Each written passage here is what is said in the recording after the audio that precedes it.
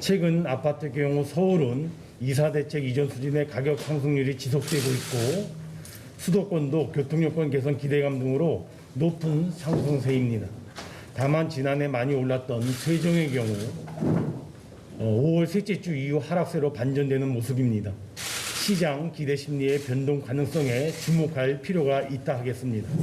일각에서 전국 금년 1월부터 4월까지의 아파트 등 누적 입주 물량이 평년 동기 대비 다소 부족하다는 점을 지적하고 있으나 5월 이후에 준공의 확대로 연말까지 평년 수준의 입주 물량 확보가 가능하며 특히 2022년 내년 이후에는 공급 확대 효과가 더욱더 체감될 것입니다. 향후 부동산 시장 동향 정보와 관련 통계들이 더 정확하게 적시에 제공되도록 정부는 노력하겠습니다. 정부는 부동산 시장의 불확실성 해소와 시장 기대 심리 제어를 위하여 무엇보다도 주택 공급 확대에 최우선 역점을 두면서 아울러 실수요자 보호 플러스 시장 교란 엄단이라고 하는 정책 방향을 일관성 있게 추진해 나갈 것입니다. 첫째, 이사대책 발표 이후 4월 이전 시장 안정화 흐름을 통해서도 확인한 것처럼 양질의 주택이 충분히 공급된다는 믿음은 시장 안정의 핵심 열쇠입니다. 지난 6월 15일 이사대책 관련 7개 법안이 국토위 법안 소위에서 의결된 점과 6월 9일 국토부와 서울시 간에 포괄적인 협력 방안이 수립된 점 등은 주택공급 대책 이행을 위한 불확실성 해소라는 측면에서 큰 의미가 있습니다. 아울러 정부는 6월 국회에서 입법이 마무리되는 대로 하위법령 정비, 후보지 지구 지정 등 후속 절차를 최대한 신속하게 진행해 나갈 것입니다. 또한 7월 1일부터 DSL 강화 등 가계부채 관리 방안을 발표한 대로 차질 없이 시행하되 서민 실소유자 보호를 위한 LTV 완화 등 조치도 착실하게 이행해 나가며 아울러 하반기 경제정책 방향 등을 통하여 주택도시보증공사 허그의 디딤돌 대출 확대 등 추가적인 지원 방안도 마련하도록 하겠습니다.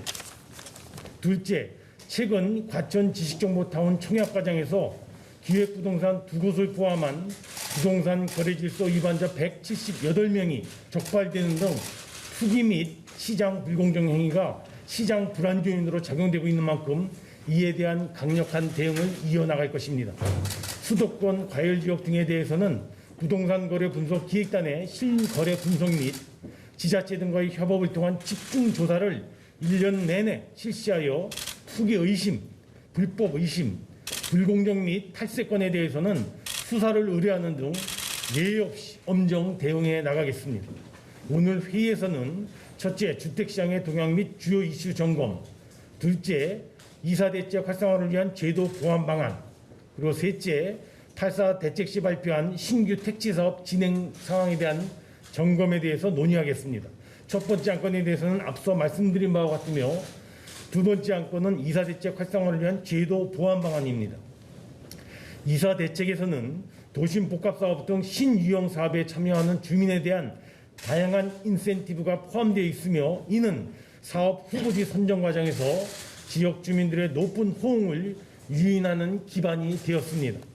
정부는 신속한 주민 동의 확보로 주택 공급 속도를 조금 더 높이기 위하여 이사 대책 사업을 기존의 일반 정비 사업과 면밀히 비교 점검하여 세제상 불리한 면이 없도록 제도 개선 방안을 이번에 추가로 마련하게 되었습니다.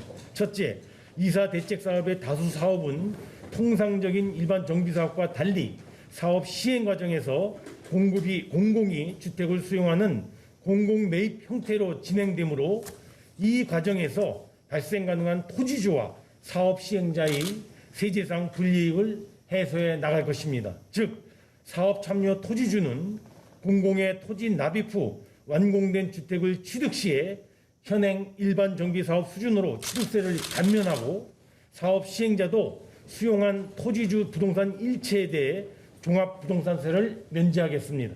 둘째, 소규모 주택 정비가 보다 활성화될 수 있도록 세제 인센티브를 일반 정비사업 수준으로 보강하겠습니다.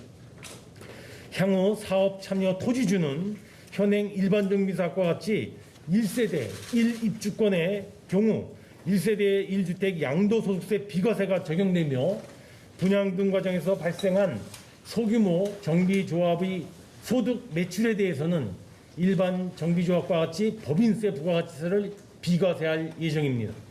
이에 대한 사업 단계별 그리고 유형별 상세 내용에 대해서는 이 회의체 논의 후 최종 확정한 후에 국토부가 설명 자료를 배포하여 설명드릴 예정입니다.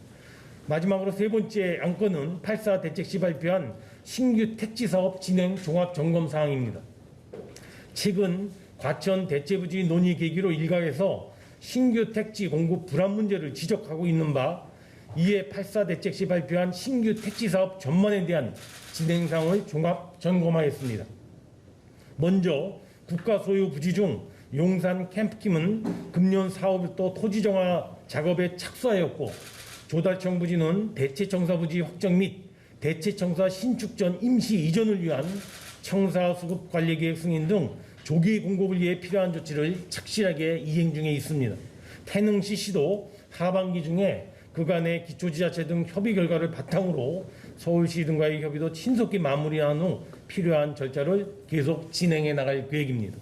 한편 서울시 소관부지 중 면목 행정타운은 하반기 중 설계 공모하고 마곡 미매각지는 작년도 사업계획 승인이 완료되어 내년 7월 착공하는 등 부지별 절차에 따라 사업을 차질 없이 추진해 나갈 계획입니다. 정부는 주택공급 최우선이라고 하는 대명제하에 향후 신규 택지 사업이 흔들림 없이 착실히 추진되도록 모든 정책 역량을 투입해 나가겠습니다. 모두 발언 여기까지입니다.